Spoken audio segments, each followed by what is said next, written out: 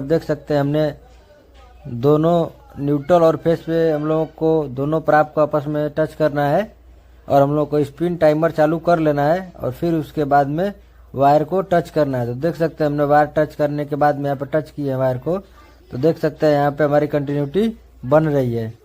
यहाँ पे देख सकते हैं जैसे हम हटा रहे हैं तो छोड़ दे रही है और जैसे ही सटा रहे हैं तो हमारी कंटिन्यूटी बन जा रही है।